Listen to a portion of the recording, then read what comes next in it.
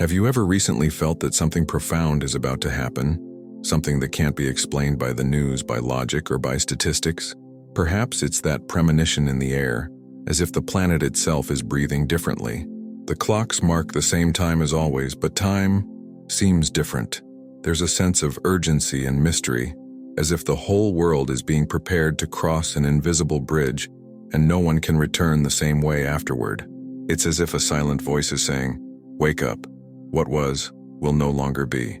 In the next few minutes, I want to guide you on a journey that's not just about the planet, but about every soul that inhabits this earth. Something grand is underway, and even those who believe in nothing feel the weight and the call of this change. Cities, feelings, memories, and even dreams seem to be being rearranged by a greater force. What if everything that's happening now, the conflicts, the revelations, the collapses, and the rebirths, is just the beginning of something much bigger? So, take a deep breath. Let's cross the first portal of this story together. The first sign of change isn't seen, it's felt. It comes as a silent restlessness, a slight unease that dwells deep in the chest, as if something within us whispers that the world has lost its rhythm and needs realignment. Many people try to stifle this feeling with distractions, commitments, and noise, but the call persists. It cuts through the noise of cities, artificial lights, and the urgencies of daily life. It is life itself asking to be heard. At that moment, the most sensitive souls realize that what is to come will not only be an external change, but an internal transformation, profound, almost sacred. Little by little, this inner voice begins to find echoes in external events.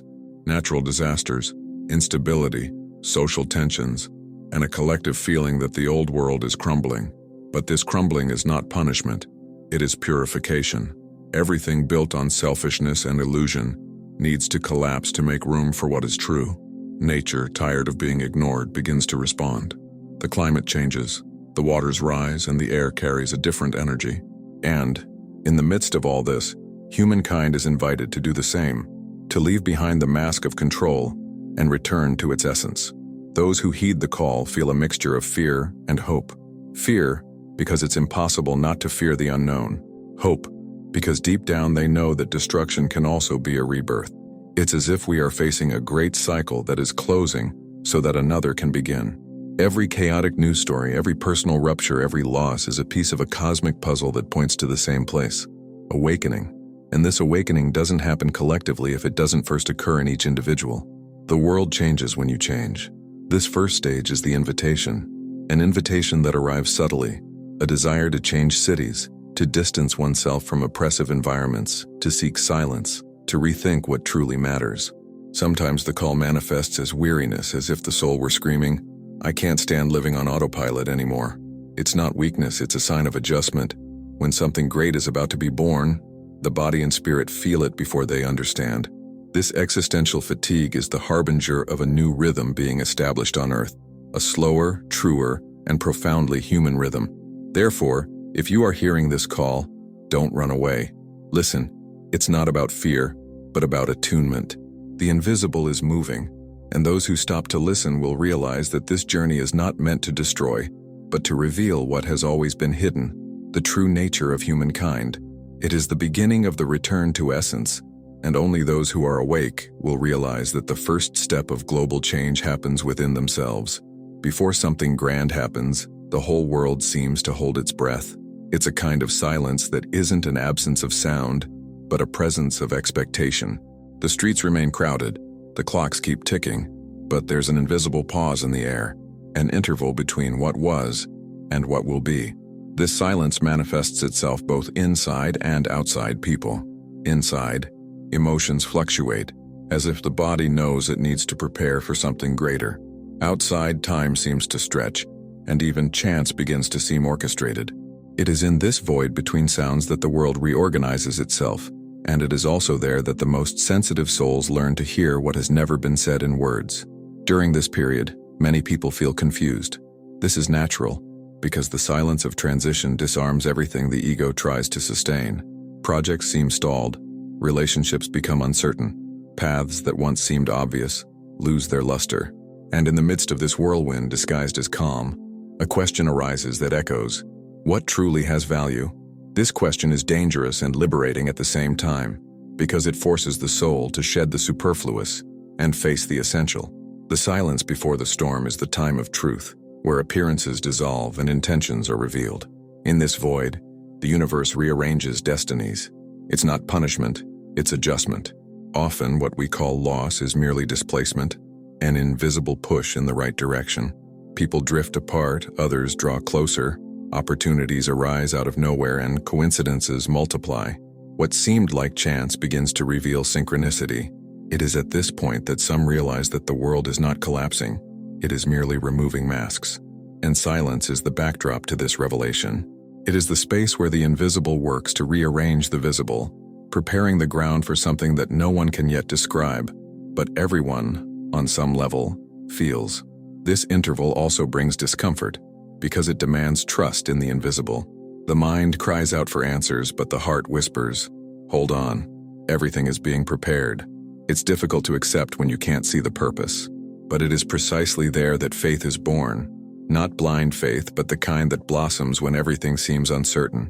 The faith of those who understand that silence is a seed, that the apparent emptiness is the cradle of creation, that in the darkness, the earth germinates new life. And perhaps that's why the world seems more chaotic now, because what is new is pushing what is old out, and this friction generates noise. So, if silence has invaded your life, don't try to fill it with noise. It is the prelude to awakening. Use this time to breathe, clear spaces, organize your mind and heart. It's the moment to let go of control, to trust that the unseen knows what it's doing. Silence is the last gasp of the old reality before the storm of light begins, and when it comes, nothing will ever be the same again, and then it arrives. The storm doesn't come from the sky, it comes from within. It's when what was hidden begins to move forcefully, tearing down beliefs, masks, and old structures. The wind of this storm blows in all directions, in families, in economies, in politics, in feelings. It's as if the whole world has been placed inside a mirror and each person is forced to face their true reflection. No one escapes this process, because it's not collective by chance. It's a call from the universal consciousness itself that asks, "Wake up, humanity." At first it seems like destruction. Everything that was dormant awakens, including pain. People feel lost, as if they've lost their footing. But this disorientation is the purest form of cleansing. Just as an old house needs dust in the air before being rearranged, the soul also needs this mess to begin again. And in the midst of this storm, some despair, and others find the sacred in the chaos. Because the truth is that chaos is the cradle of new order, and it is in the strongest winds that the most resilient seeds learn to bloom. Each person is tested in something different. Some are led to confront their deepest fears, others to detach themselves from everything they believed to be security. It's as if life were saying, "Do you trust me even when everything seems to crumble?" And this question echoes in everyone's heart, even those who pretend not to hear. Some resist, trying to hold on to what is crumbling. Others surrender, and in that surrender they find a strength they never imagined they had. The storm of conscience doesn't come to destroy, but to reveal who we truly are when there is nothing left to hide. During this phase, the entire planet vibrates differently. There's a tension in the air, but also a new sparkle in certain eyes. It's a sign that something old is dying, and something greater is being born. People begin to question everything: the meaning of work, the purpose of life, the truth of information, the role of each individual on this immense chessboard. This collective questioning is the thunder of global consciousness. Loud, frightening, but necessary. Because only when the sound is strong enough does the world awaken from its trance. Even amidst the chaos, there is beauty. Storms have this paradoxical power. They destroy and purify at the same time. They wash away what time has accumulated. And when the dust settles, the air is cleaner, the horizon clearer, and the heart lighter. So it will be with humanity. When this storm ends, we will not return to what we were. The old world will be left behind, and the new will be born from the ruins, not as punishment, but as rebirth. And perhaps only then will we understand that everything that seemed like chaos was, in fact, the beginning of healing. After the storm, when the noise begins to subside and the dust of the world settles, something new begins to be heard. These are voices, not the voices of fear, nor of confusion, but the voices of awakening. They don't come from outside. They come from within each person who survived the inner turmoil and discovered that they are still standing. These voices don't shout, they whisper, and what they say is simple and profound. Remember who you are. At that moment, humanity begins to rediscover something that has always existed, but which had been forgotten for generations. It's as if the collective heart, after a long time silent, finally begins to beat again in sync with the rhythm of the universe. These voices manifest themselves in many ways. Sometimes they are intuitions that become impossible to ignore. Sometimes they are encounters with people who seem to carry a message you needed to hear. Other times they are coincidences that cease to be coincidences.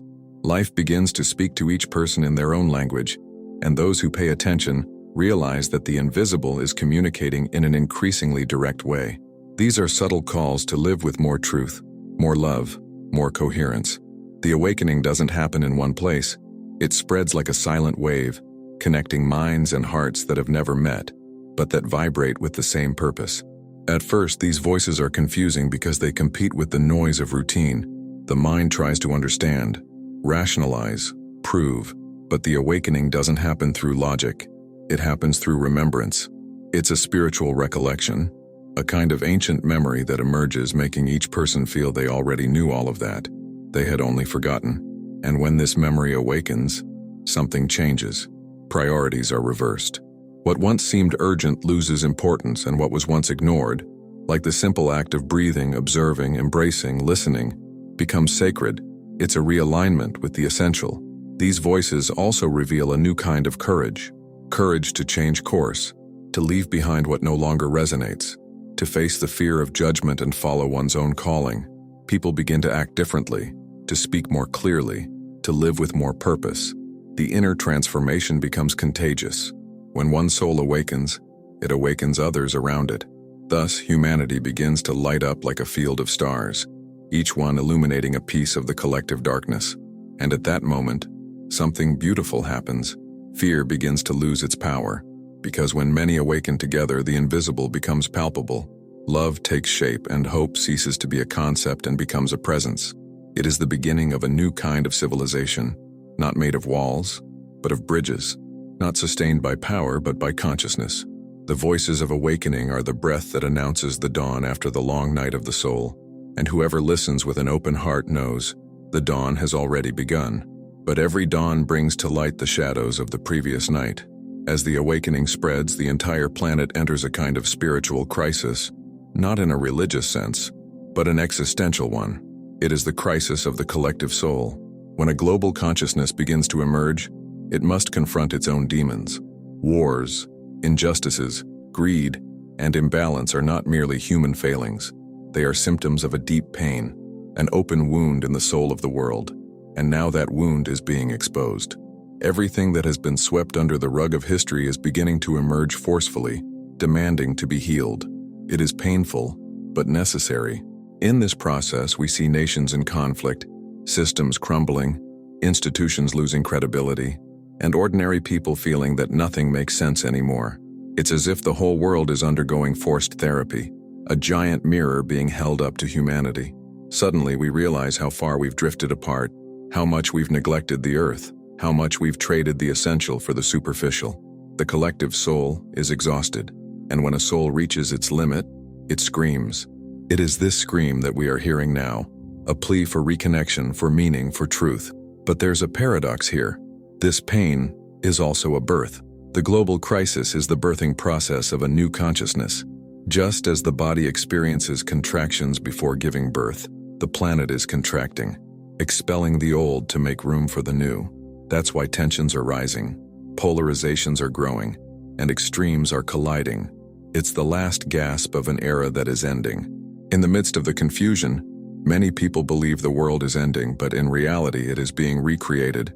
The old humanity is dying so that a new one can be born. During this phase, humanity is tested in its empathy. Collective suffering forces us to look beyond borders and realize that the pain of one country, one people, or one culture resonates within us all. When there is hunger in one corner of the world, there is emptiness in every heart.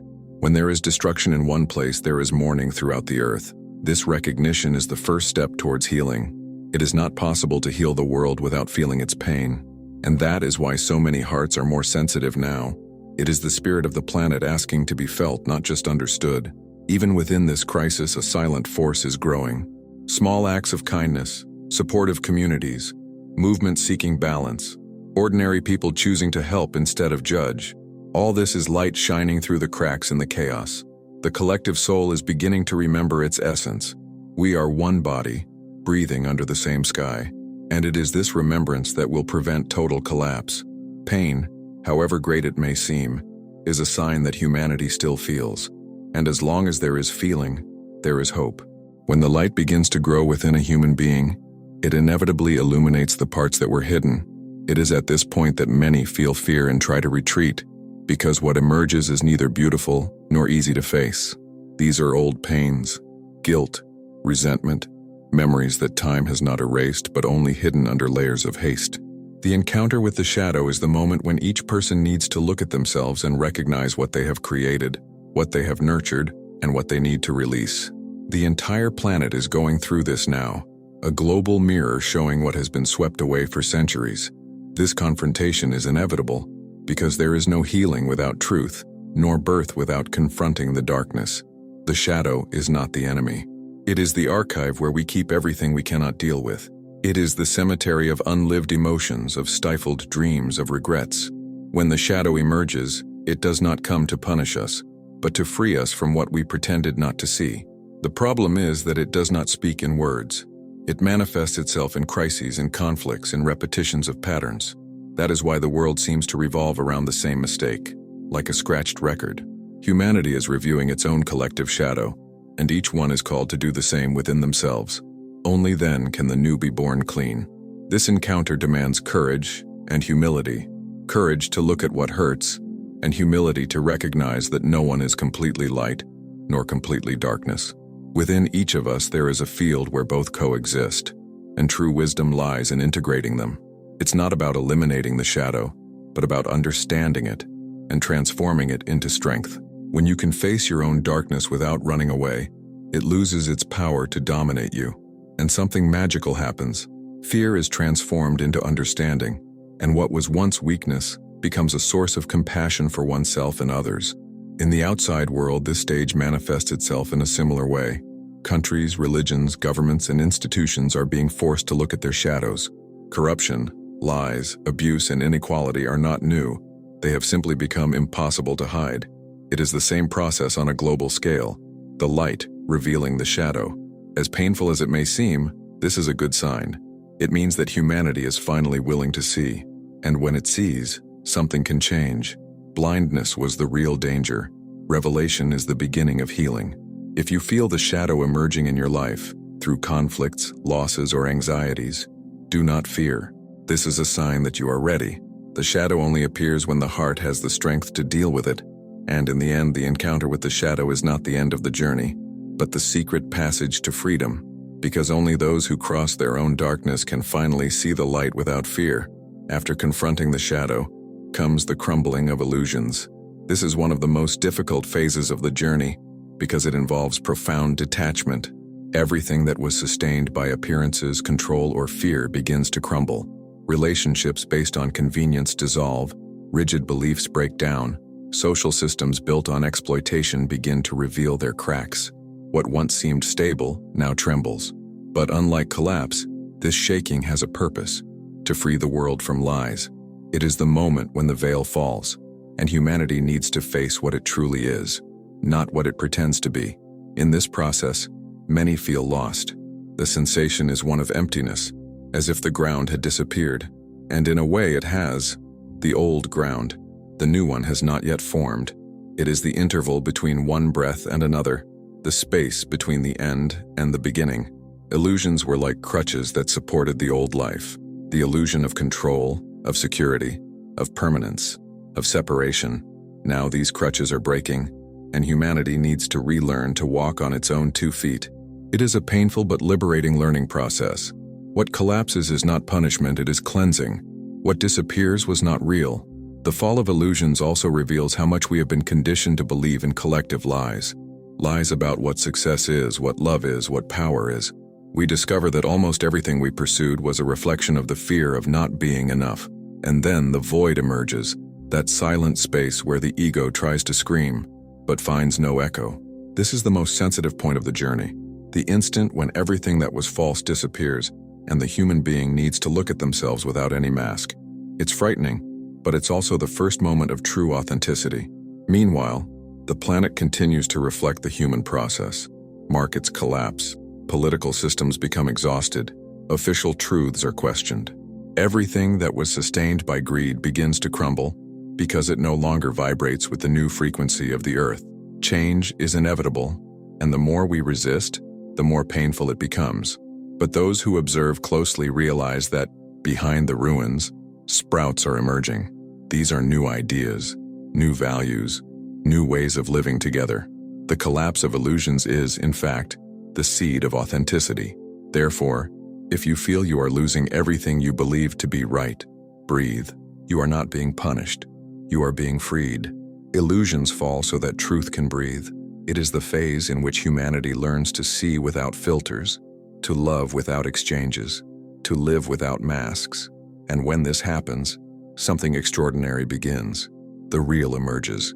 Not the reality we see with our eyes, but the one we feel with our hearts. The end of illusions is the beginning of clear vision, the moment when we finally see the world as it is, and not as we were taught to believe it was. When the world sheds its illusions, what remains is the essential, and the essential is the sacred. Not the sacredness of religions, temples, or doctrines, but the sacredness that dwells in the simple act of existing. It is the moment when humanity realizes that everything around it, the wind, the water, the body, the silence, has always been an expression of the same presence. The reunion with the sacred happens when human beings stop searching outside and begin to perceive within. It is when they understand that the divine never abandoned them. It only distanced itself from them. And it is in this return to essence that the new humanity begins to be born. At this point in the journey, people begin to feel a different kind of reverence for life. Small gestures gain depth. A look, a touch, food, the sound of rain, a stranger's smile. Everything becomes a sign. The world ceases to be a backdrop and becomes a message. It's as if the earth, after a long time, is heard again. And in hearing it, humankind realizes that the sacred has always been in every breath, in every heartbeat. There was no need to climb mountains or travel far. The miracle was hidden in the routine. The simple act of being present becomes prayer. This reunion is not sudden. It is built with delicacy. Many still feel guilt, fear, resistance. After all, the modern mind has been taught to doubt the invisible. But little by little, this distrust gives way to direct experience. People begin to feel a living connection with something greater, something that doesn't need a name to be real. It is a presence that guides, consoles, and awakens. And when this happens, a silent change takes over the planet. Spirituality ceases to be theory and returns to being a way of life. Respect for existence becomes the new religion, and love, its universal language. At this stage, the sacred begins to manifest itself in human relationships. Care becomes a priority again. Work takes on purpose. Time, once rushed, slows down. People relearn the value of pausing, listening, and sharing. Haste, which was a symbol of power, transforms into a sign of disconnection. The rediscovery of the sacred is the antidote to emptiness. It restores meaning to what haste had made mechanical. It's as if life begins to breathe on its own again, and the human being finally feels the pulse of creation within their own chest. And when that happens, the world begins to change effortlessly. Cities gain new rhythms. Schools transform into places of living wisdom. Families begin to prioritize affection, and humanity rediscovers cooperation. Everything that arises from this reunion is lighter, simpler, more genuine. The planet becomes a temple, and the body, an altar. The reunion with the sacred is the point at which humanity remembers that it was never separate from the divine. It only slept within it. And now, awakened, it walks hand in hand with the mystery once more. After so much purification, so much chaos and revelation, the time of rebirth arrives. The earth begins to vibrate differently, and those who are sensitive feel this in their bodies. The air seems more alive, the sounds clearer, time more full of purpose. It's as if the entire planet breathes a sigh of relief after a long period of fever. Humanity, even weary, begins to rise on new ground. It is not a return to what was, but the birth of something that never existed before. The rebirth of the Earth is not only physical, it is spiritual. It is consciousness realigning with the heart of the world. This rebirth manifests itself in all dimensions of life. Science begins to dialogue with the wisdom of the heart. Technology begins to serve harmony, not distraction. Education stops training minds to compete and begins to form souls to cooperate. The economy begins to revolve around well-being and not profit. Politics begins to be guided by truth and not ambition. It is a new social fabric being woven by people who have understood that real power lies in healing, uniting, and caring. The new Earth is built from this awareness, that there is no I separate from we. The planet is also physically regenerating. Devastated regions are flourishing again. Once polluted waters are flowing clear once more, and animals that had disappeared are reappearing in unexpected places. It's as if nature itself knows that the time of destruction is over. This restoration doesn't happen by miracle, but by human choice. People and entire communities are beginning to dedicate themselves to restoring balance, to planting what was once uprooted, to healing what was once wounded. The earth responds with gratitude, and what once seemed impossible is beginning to become natural. But this rebirth is not uniform. In some places there is still resistance, pain, and decline. The new earth does not impose itself. It reveals itself where there is space for it to be born.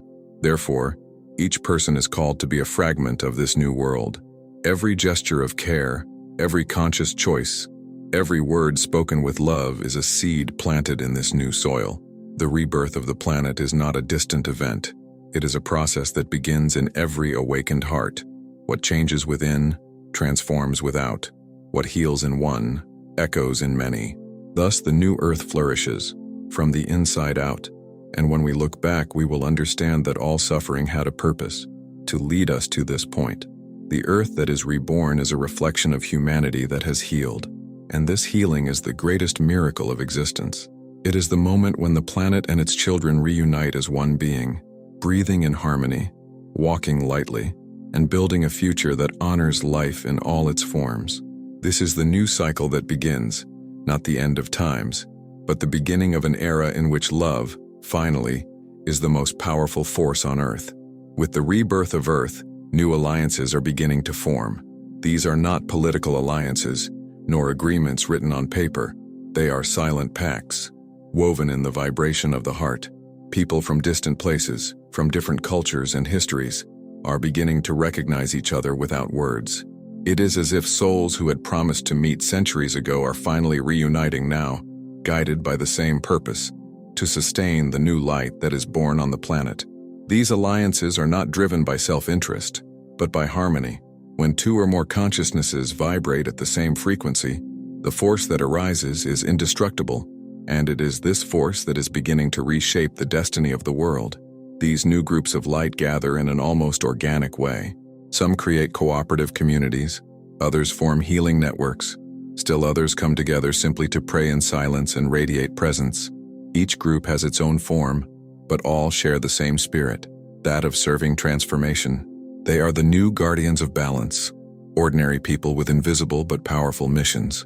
The energy they carry is different, light and firm at the same time. They don't impose, they don't preach, they don't compete. They simply live what they believe. And this silent coherence is the beacon that guides those who are still searching for a path amidst the confusion.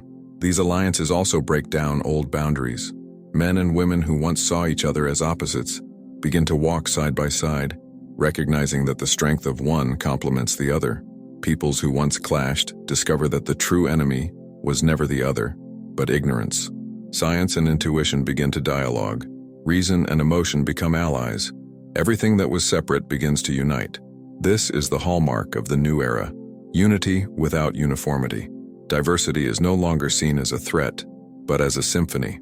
Each voice, each culture, each tradition, when aligned with love, becomes an indispensable note in the music of reconstruction. However, these alliances are not formed without challenges. The old world still tries to infiltrate with its manipulations, its fears, and its promises of control. But the new alliances are not fragile, because they do not depend on contracts or appearances.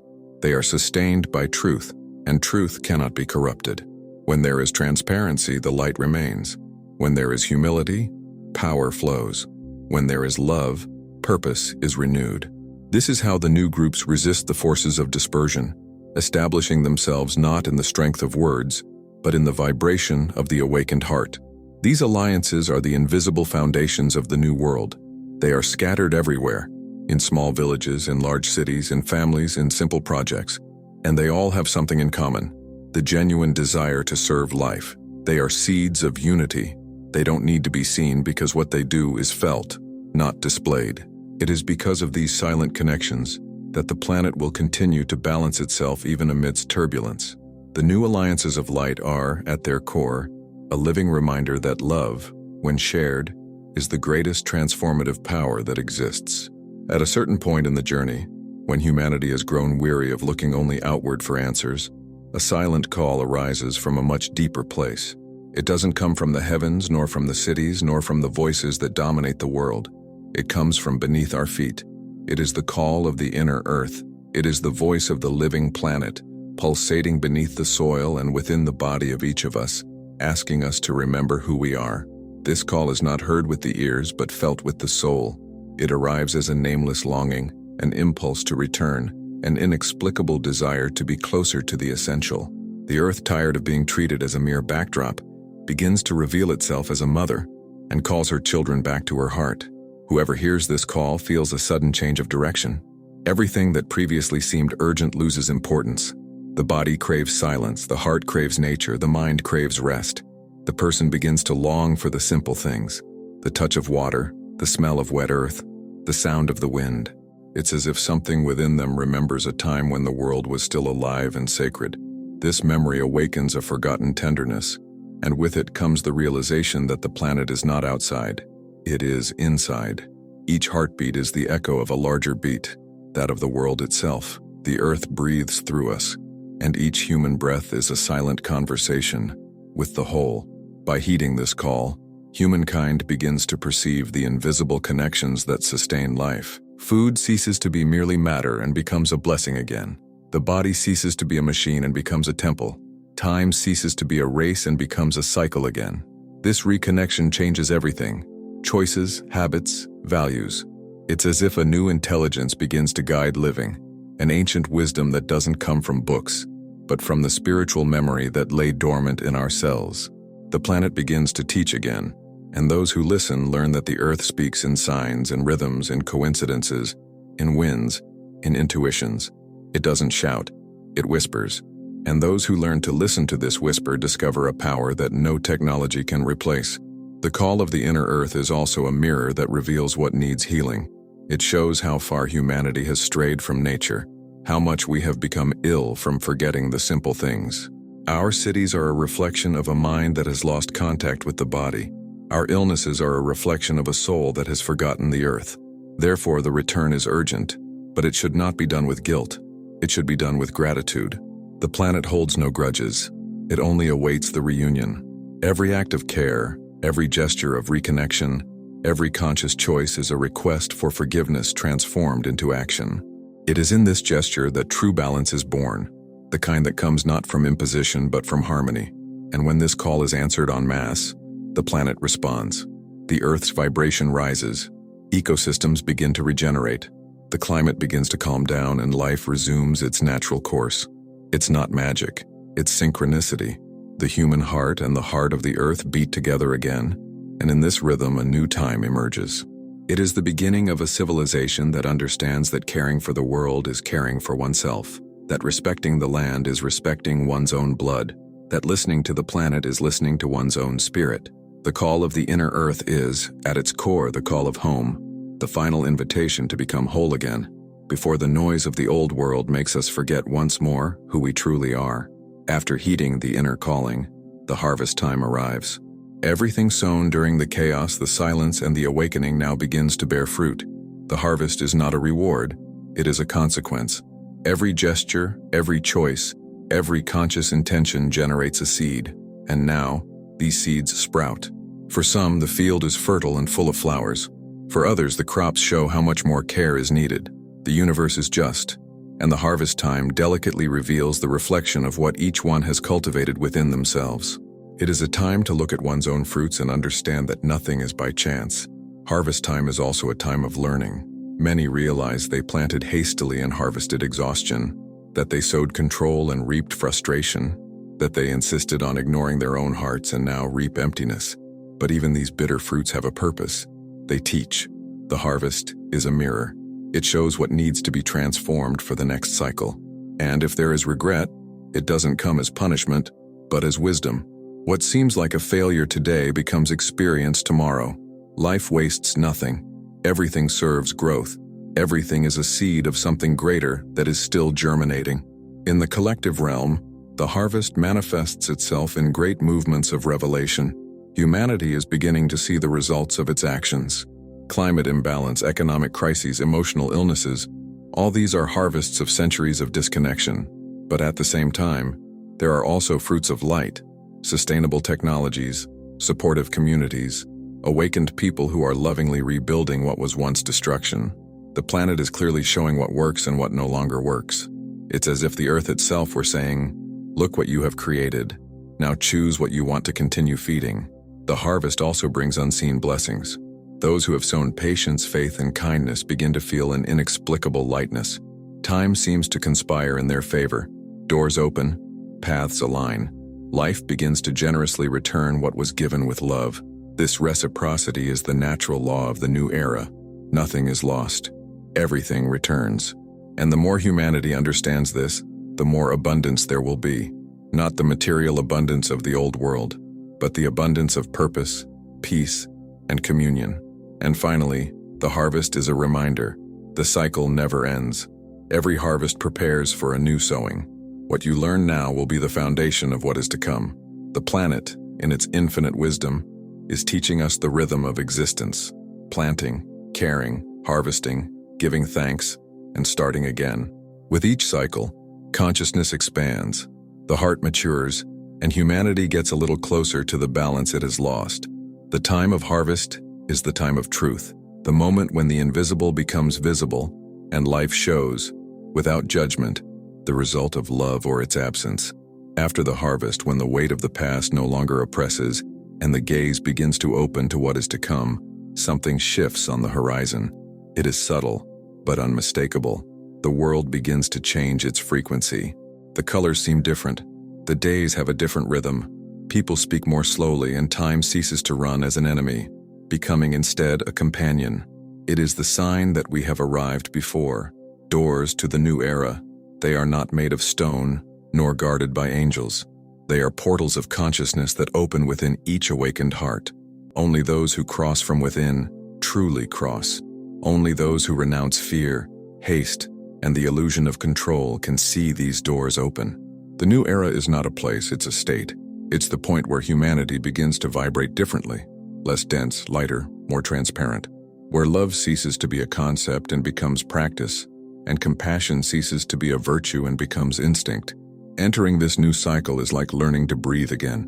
The old structures collapse not to punish, but to make room for what should always have existed, a civilization that understands that the sacred and the human are the same thing.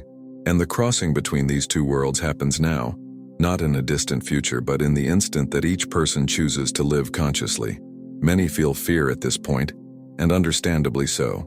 Passing through an invisible door requires abandoning old baggage. Old habits, beliefs, and identities begin to weigh too heavily on those who try to cross over with them. Therefore, the New Age only accepts light travelers. It doesn't ask for perfection, but truth. It doesn't demand purity, but courage. What is asked for is authenticity. To be whole, even imperfect, but real. The doors only open for those who allow themselves to be. And upon crossing them, one perceives something that changes everything. There is no after nor before. There is only presence. And in that presence, the whole world is reborn. On the other side, the landscape is new. The same fear that shaped choices is gone, as is the desperation to belong. People are beginning to live from the inside out, no longer pushed by external rules, but guided by the wisdom of the heart. Intuition becomes the compass, joy becomes fuel, and peace becomes direction.